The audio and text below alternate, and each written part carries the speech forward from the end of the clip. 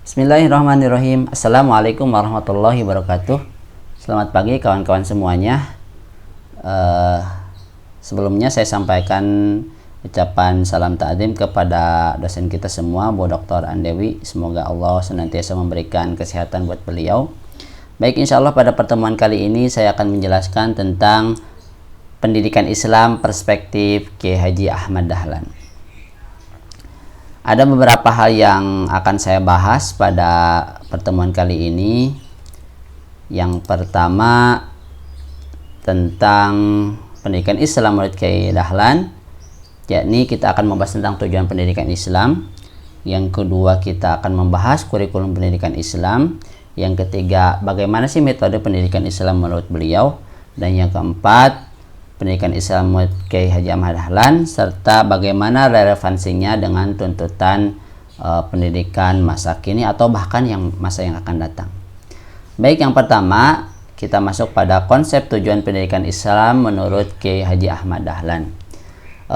Kiai Dahlan menyampaikan kepada kita semua bahwasannya tujuan pendidikan Islam menurut beliau yang pertama melahirkan manusia yang religius dan memiliki pemahaman ilmu agama yang benar.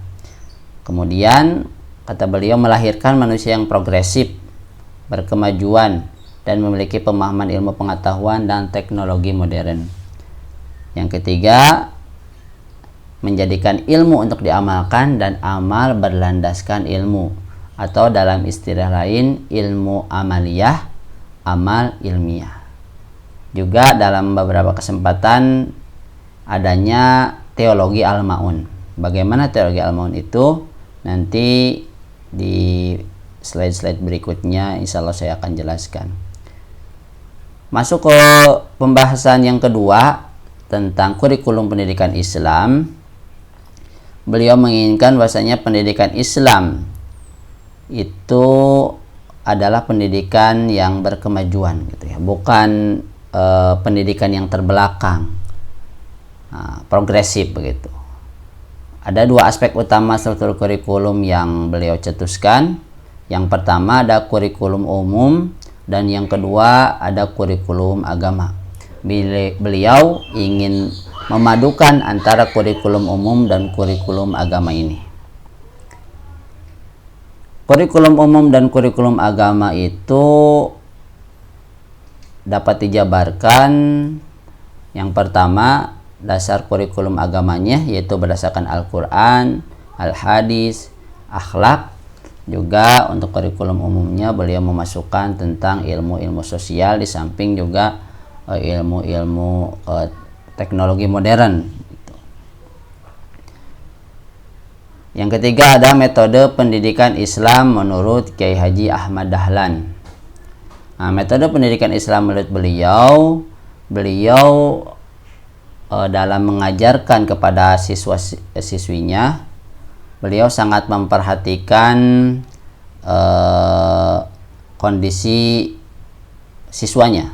Dalam kata lain, beliau menggunakan manhaj at-taisir, yaitu metode atau mempermudah gitu ya. Bagaimana pembelajaran yang beliau sampaikan supaya mudah diterima dan mudah diamalkan oleh siswanya pada waktu itu. Makanya beliau dalam pembelajarannya sangat memperhatikan kondisi psikologi siswanya. Yang kedua juga beliau sangat memperhatikan kognitif atau level-level kognitif siswa yang diajarkannya. Dalam satu kesempatan beliau dalam kajian subuhnya menyampaikan tentang surat Al-Ma'un. Setiap hari surat Al-Ma'un. Sekarang menyampaikan Al-Ma'un, besoknya menyampaikan Al-Ma'un, sampai para siswanya interupsi begitu kepada beliau, "Wahai Kiai, mengapa gerangan terus menyampaikan surat Al-Ma'un ini padahal kemarin sudah disampaikan?" Kemudian beliau menjawab, "Wahai anak-anakku, wahai siswa-siswiku, aku tidak akan berhenti menyampaikan surat Al-Ma'un ini sebelum atau hatta sehingga kalian bisa mengamalkan, bisa mengaplikasikan ajaran-ajaran dari surat Al-Ma'un ini dalam kehidupan kalian sehari-hari." Nah, jadi itu metode pendidikan beliau yang beliau sampaikan. Beliau tidak akan beranjak ke materi berikutnya sebelum materi itu betul-betul dikuasai, bahkan diaplikasikan dalam kehidupannya sehari-hari, kehidupan siswa-siswinya. Maka muncullah yang disebut dengan teologi Al-Maun ini, gitu ya. Kalau kita bahas tentang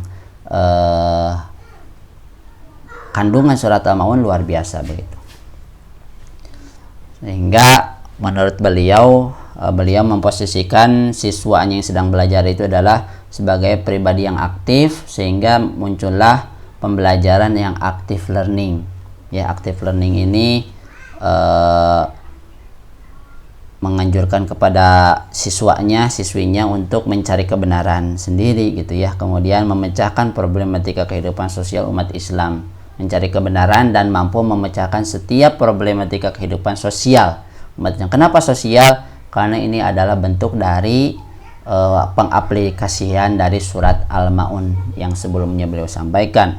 Adapun metode-metode yang beliau gunakan dalam pembelajarannya ada metode hiwar, gitu ya, percakapan, dialog dengan siswanya. Kenapa? Karena kebanyakan siswa yang dihadapi oleh Kiai Dahlan adalah siswa-siswa yang sudah dewasa, gitu ya, para pemuda, bahkan orang tua, kakek-kakek. Beliau sudah terbiasa sehingga cocok nih pembelajaran ini dengan hiwar, tanya jawab, gitu ya. Kemudian ada diskusi, gitu ya, sangat cocok. Kemudian metode drill seperti tadi, pengulangan terus aja diulang surat Al-Maun sampai melekat betul kepada siswanya pada waktu itu. Juga PBL, problem based learning, sebagai metode yang beliau kembangkan juga dalam mengajarnya. Juga PJBL, project based learning, ini disebut dengan pembelajaran yang apa ya istilahnya, agak modern begitu ya, daripada pembelajaran yang kita ceramah, Kiai Dahlan ceramah. Ini lebih modern dan bisa mengaktifkan para siswanya.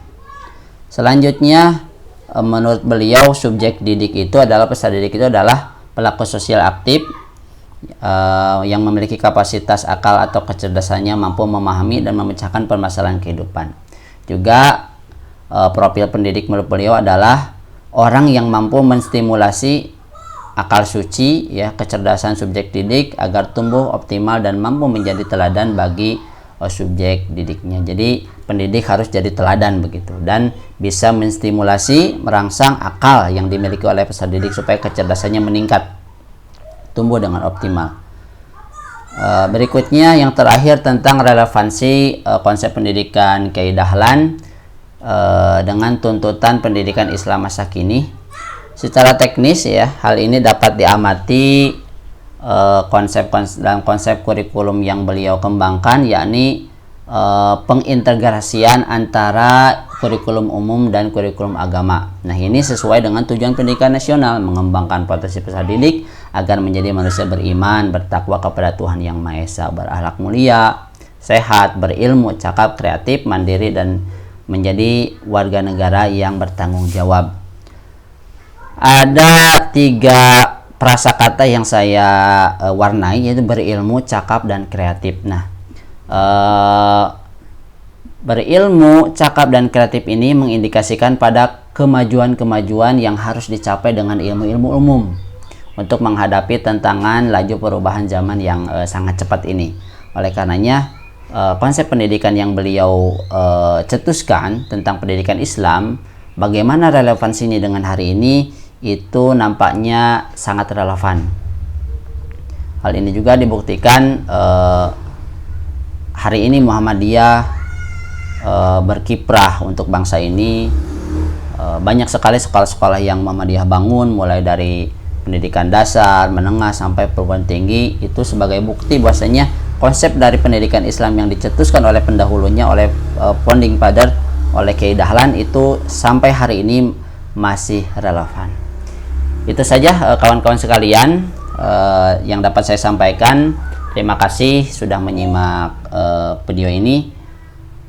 Akhir kata, assalamualaikum warahmatullahi wabarakatuh.